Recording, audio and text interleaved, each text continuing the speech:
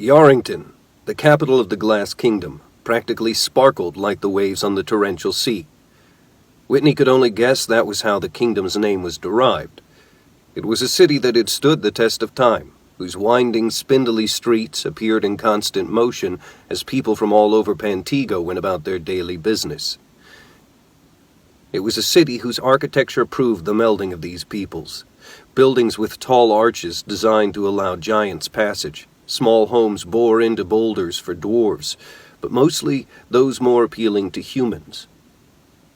The towering white walls surrounding it had helped it survive innumerable wars and sieges over the ages, at least until King Liam had established himself and had conquered those threatening the peace. Mount Lister could be seen standing tall and proud from anywhere in the city, anywhere except the spot where Whitney found himself. From there, he could only see the gray, damp walls of a cell somewhere in the castle dungeons. He wondered why dungeon cells always had to be so dark. Motes of dust floated about, dancing in a thin ray of light pouring in through the barred windows. He wiggled his fingers, creating shadows on the dirty floor. "Ah, fresh meat," said a voice from the darkness. Whitney had been listening to the old man snore from the adjacent cell for what seemed like hours. He'd wondered when he would awaken. "Hello, stranger," Whitney said, applying his best impression of nobility. "A bit overdressed for a place like this, don't you say?" The man stepped out of the darkness, his bony limbs creaking, shaking, and wobbling with each step. He wore a filthy, tattered gray tunic, like he'd just been draped with a sack. The few teeth he had left were yellow and thick with grime. "Prince Bernard of Gilligale," Whitney said with a flourish. That was his go-to identity in times like these.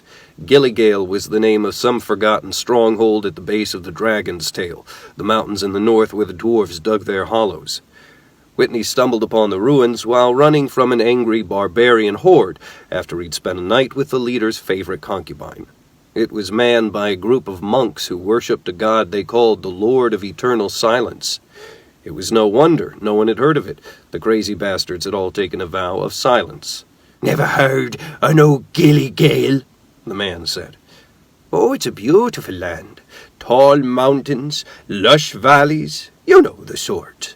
A good lie was the very essence of thievery, and a lie was most easily told and believed when it was sprinkled with bits of truth. Whitney believed lying to be an art, not a skill, taking great pride in crafting his tall tales.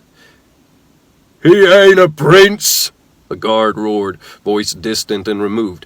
A series of laughs followed. Whitney counted 4 distinct voices. He moved closer to the bar, separating him from the geezer. "They're right," he whispered, looking around as if trying to keep a secret. The old man's cackle turned into a wheeze, followed by a moist hacking. He almost fell over before finally recovering. "What's your name, old man?" Whitney asked, casually leaning against the prison bars. In response, the man simply lowered himself to the hard stone floor. Whitney cringed when the man stretched his wiry legs, his aging bones popping. Old people were the worst. They smelled, their bodies half decayed already. They were difficult to communicate with, always having trouble hearing. "Since you're likely too old to hear me, allow me to be the first. My real name is Whitney Firestone. Perhaps you know the name?"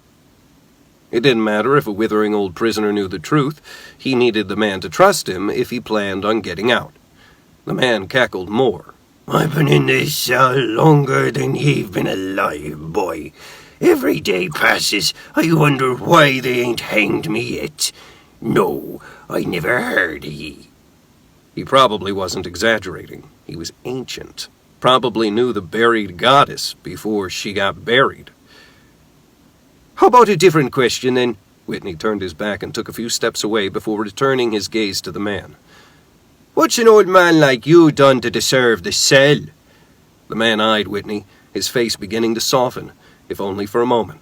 His eyes scrunched and his mouth curled into a snarl. "That's 2 questions, ye biff," he said. "I seen 100 of ye come and go from these cells, and not one of ye deserve to be here more than I." "For all you know," Whitney said, I caused a riot and killed the Queen. Ye don't. That's true, I didn't, he smiled, but I might have. Actually, all I did was steal one little coin. Whitney pushed himself away from the bars and fell backward into a roll, head over feet, until he was seated on the floor with his back against the wall. The old man stared at him, but didn't seem the least bit fazed. The sun was beginning to set outside, the blue-purple light of night painting the cells the same color. Whitney settled against the wall with one leg propped up, arm on his knee, examining his dirty fingernails. So ye dressed like a fruitcake? The old man asked after a brief silence.